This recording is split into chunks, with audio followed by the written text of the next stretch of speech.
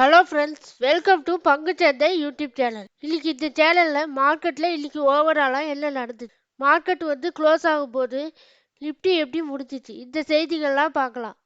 அதுக்கு அடுத்தது இன்னைக்கு ஹிந்துஸ்தான் ஏரோநாட்டிக் லிமிடெட் ஒரு 11% கெயின் ஆயிருந்துச்சு. அதுக்கு என்ன காரணம்? இர்கான் இன்டர்நேஷனல் இன்னைக்கு ஒரு 7% அப் ஆயிருந்துச்சு. அதுக்கு என்ன காரணம்? இன்னைக்கு கனரா பேங்க் ஸ்டாக்கை நான் கொஞ்சம் ஸ்டாக்கை அக்குமுலேட் பண்ணேன்.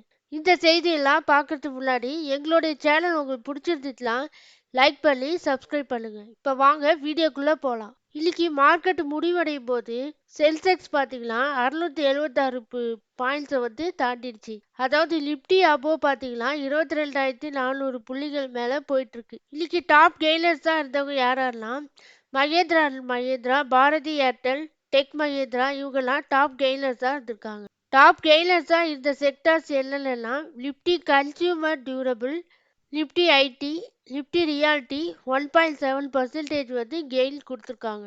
நிப்டி எஃப்எம்சிஜி பார்த்தீங்கன்னா 0.8% கெயின் ஆயிருக்கு. Nifty bank, Nifty auto 0.6% gain ஆயிருக்கு. லூசர்ஸாக இருந்தவங்க எந்த செக்டார்லாம் நிப்டி பிஎஸ்யூ பேங்க் தான் லூசர்ஸாக இருந்திருக்காங்க. 0.88% லூசர்ஸாக இருந்திருக்காங்க. இன்னைக்கு மார்க்கெட்டில் சென்செக்ஸ் பார்த்தீங்கன்னா 676 புள்ளிகளை தொட்டு 0.93% கெயின் ஆயிருக்கு. நிப்டி 50 பார்த்தீங்கன்னா 0.92% கெயின் ஆயிருக்கு. அதாவது 203 புள்ளிகளை அதிகரித்திருக்கு. நிப்டி பேங்க்கும் பார்த்தீங்கன்னா 0.61% கெயின் ஆயிருக்கு. 289 புள்ளிகளை தொட்டிருக்கு. நிப்டி மிட் கேப் 100 பார்த்தீங்கன்னா 0.88% இன்னைக்கு ஒரு நல்ல கெயினை கொடுத்துருக்கு. அதாவது 445 புள்ளிகள் அதிகரித்திருக்கு நிப்டி மிட் கேப் 100.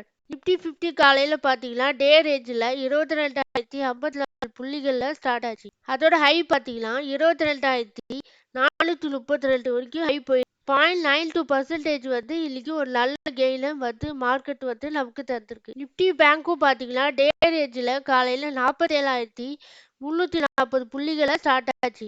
அதோட ஹை பார்த்தீங்கன்னா 48,052 புள்ளிகள் வரைக்கும் போயிருக்கு.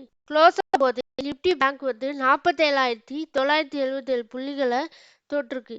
அதாவது அரௌண்ட் 0.61% கெயின் ஆயிருக்கு. இப்போ நம்ம மார்க்கெட் ஓவராலாக ஒரு 2-3 நாளாக ஒரு நல்ல ரேலியை கொடுத்துட்டு வந்திருக்கு. இன்னைக்கு மார்க்கெட்டில் பிக்கெஸ்ட் கெய்னராக மகேந்திரா அண்ட் மகேந்திரா ஒரு நல்ல கெயினை கொடுத்துருக்காங்க. அதாவது 3.02% ஒரு கெயினை கொடுத்துருக்கு. பிக்கெஸ்ட் லூசராக மாருதி சுசுகி -2.11% ட்ராப் ஆயிருக்கு. பெஸ்ட் செக்டாரா நிப்டி ஐடி 1.66% இன்னைக்கு கெயின் ஆயிருக்கு. மோசமான செக்டாரா இருந்த செக்டார் என்னன்னா நிப்டி பிஎஸ்யூ பேங்க் -0.88% இன்னைக்கு ட்ராப் ஆயிருக்கு. சென்செக்ஸ் 0.93% கெயின் ஆயிருக்கு. மகேந்திரா இந்த ஸ்டாக் இன்னைக்கு ஏன் ஒரு டாப் கெய்னர்ஸாக இருந்திருக்காங்கன்னா அவங்களுடைய Q4 ரிசல்ட் நல்லா கொடுத்துருக்கதாகவும், அதாவது அவங்களோட ப்ராஃபிட் 2038 கோடிக்கு அதிகமாக இருக்கிறதாகவும், அதாவது 31% அதிகமாக இருக்கிறதா ஒரு செய்தி வந்ததுனால இந்த ஸ்டாக் ஒரு நல்ல கெயினை கொடுத்ததா ஒரு செய்தி சொல்கிறாங்க. இந்த ஸ்டாக்கோட Q4 ரிசல்ட்டில் ரெவன்யூ ஃப்ரம் ஆப்ரேஷன் பார்த்தீங்கன்னா 25,150 கோடிக்கு அதிகரித்திருக்கதாகவும், இந்த செய்திகளால இந்த எம்எல்டம் ஸ்டாக் இன்னைக்கு டாப் கெய்னர்ஸாக இருந்திருக்காங்க. மோதிலால் ஓஸ்வால் தரப்புல யூனியன் பேங்கோட டார்கெட் பார்த்தீங்கன்னா 165 வரைக்கும் போகலான்னு ஒரு செய்தியை சொல்றாங்க. அதே மாதிரி ஹிந்துஸ்தான் பெட்ரோலியம் கார்பரேஷன் லிமிடெடோட டார்கெட்டும் 600 வரைக்கும் போகலான்னு மோதிலால் ஓஸ்வால் தரப்புல ஒரு செய்தி சொல்றாங்க. சிப்லாவோட டார்கெட்டும் 1600 வரைக்கும் போகலான்னு ஒரு செய்தி சொல்கிறாங்க. இந்த 3 ஸ்டாக்குமே எங்களுடைய ரேடாரில் இருக்கிறதுனால இந்த செய்தியை நான் உங்ககிட்ட ஷேர் பண்ணிக்கிறேன். இன்னைக்கு ஹிந்துஸ்தான் ஏரோநாட்டிக் லிமிடெட் இன்ட்ராடேல ஒரு 11% கெயினில் கொடுத்துருக்கு. இந்த ஸ்டாக்கோட டே ரேஞ்ச் பார்த்தீங்கன்னா காலையில் 4,157 ஸ்டார்ட் ஆச்சு. ஹை 4,656 வரைக்கும் ஹையை தொட்டிருக்கு.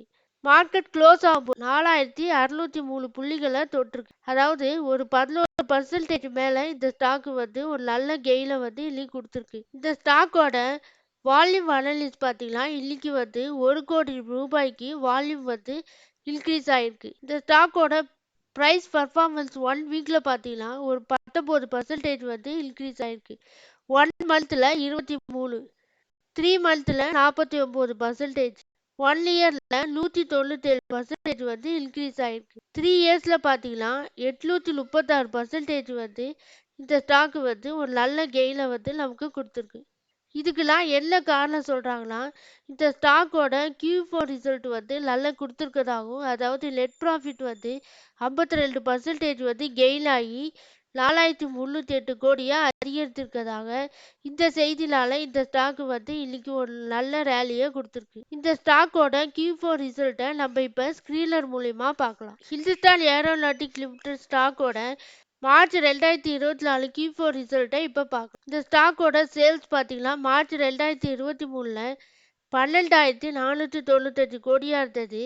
இப்போ வந்து மார்ச் 2024ல் 14,769 கோடியாக அதிகரித்திருக்கு. ஆப்ரேட்டிங் ப்ராஃபிட்டும் 3,242 கோடியாக இருந்தது.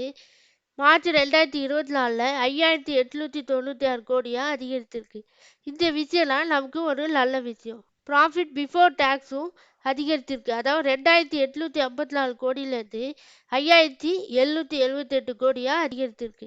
நெட் ப்ராஃபிட்டுமே டபுள் மடங்கு ஆயிருக்கு. அதாவது இயர் ஆன் இயர் ரிசல்ட் பார்க்கும்போது 2,841 கோடியிலேருந்து இப்போ வந்து மார்ச் 2024ல் 4,292 கோடியாக அதிகரித்திருக்கு. இந்த ஸ்டாக்கோட இபிஎஸ் பார்த்தீங்கன்னா மார்ச் 2024 குவார்ட்டரில் 64% வந்து இன்க்ரீஸ் ஆகிருக்கு. இபிஎஸ்லாம் இந்த ஸ்டாக்ல ஒரு ஸ்டாக் மூலிமா நமக்கு வரக்கூடிய லாபம் பார்த்தீங்கன்னா 64 ரூபாய் இருக்கு. இந்த விஷயம்லாம் நமக்கு ஒரு நல்ல விஷயம். இந்த காரணத்தினால தான் இந்த ஸ்டாக் வந்து ஒரு நல்ல ரேலியை இன்னைக்கு கொடுத்துருக்கு. இந்த ஸ்டாக் வந்து இன்னுமே உயருமான்னு கேட்டிங்கன்னா ஒரு 10% மேலே உயரலான்னு நான் நினைக்கிறேன்.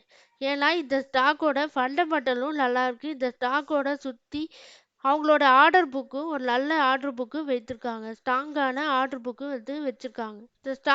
இந்த ஸ்டாக்கோட டிவிடெண்ட்டும் நல்லா தராங்க. 25.8% வந்து டிவிடெண்ட்டை வந்து கொடுத்துட்ருக்காங்க. அடுத்ததான் இன்னைக்கு வந்து இர்கான் இன்டர்நேஷ்னல் ஸ்டாக் வந்து ஒரு 7% வந்து கெயின் ஆச்சு. அதுக்கு என்ன காரணம் சொல்கிறாங்களா, அந்த ஸ்டாக்கோட ஹை வால்யூம்னாலையும் ஸ்ட்ராங்கான Q4 எக்ஸ்பெக்டேஷன்னாலையும் இந்த காரணத்தினால Q4 எக்ஸ்பெக்டேஷன் வந்து நல்லா கொடுப்பாங்க. அந்த காரணத்தினாலையும் இந்த ஸ்டாக் வந்து ஒரு நல்ல கெயினை கொடுத்ததா ஒரு செய்தியை சொல்கிறாங்க. இந்த ஸ்டாக்கோட ரிசல்ட் வந்தோடனே நம்ம இந்த ஸ்டாக்கோட Q4 ரிசல்ட்டை அனலைஸ் பண்ணலாம். இந்த ஸ்டாக்குமே என்கிட்ட ரேடாரில் இருக்கிறதுனால இந்த செய்திகள்லாம் உங்கள்கிட்ட ஷேர் பண்ணிக்கிறேன். அடுத்ததான் இன்னைக்கு நான் வந்து கனரா பேங்க் ஸ்டாக்கை வந்து கொஞ்சம் குவான்டிட்டி வந்து அக்குமுலேட் பண்ணேன். எதுக்காகனா இது ஸ்பிளிட்டுக்கு அப்புறம் வாங்கலான்னு நான் ஒரு டிசைட் பண்ணியிருந்தேன். அதனால இந்த ஸ்டாக்கை வந்து கன்சிடர் பண்ணேன். அது இல்லாமல் இந்த ஸ்டாக்கோட ஃபண்டமெண்டல்ஸும் நல்லா இருக்கிறதுனால இந்த ஸ்டாக்கை வந்து கன்சிடர் பண்ணேன். இந்த ஸ்டாக் வந்து என்கிட்ட வந்து முன்னாடியே ரேடாரில் இருந்துச்சு.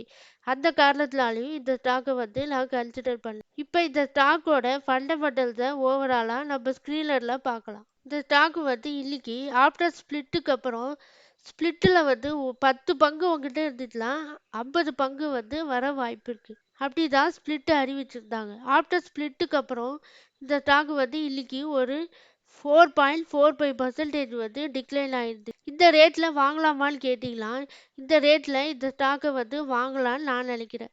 இந்த ஸ்டாக்கை பற்றி உங்களுடைய கருத்து இருந்தால் கமெண்ட் பாக்ஸில் சொல்லவும். இந்த ஸ்டாக்கோட மார்க்கெட் கேபிட்டல் பார்த்தீங்கன்னா 1,03,133 கோடியாக இருக்குது. இந்த ஸ்டாக்கு வந்து நமக்கு இண்டஸ்ட்ரி பிஇயை விட ஸ்டாக் பிஇ வந்து குறைவாக தான் இருக்குது. அதனால இதுவுமே நமக்கு ஒரு நல்ல விஷயம். இந்த ஸ்டாக்கோட டிவிடெண்ட் ஈல்டு பார்த்தீங்கன்னா 2.83%.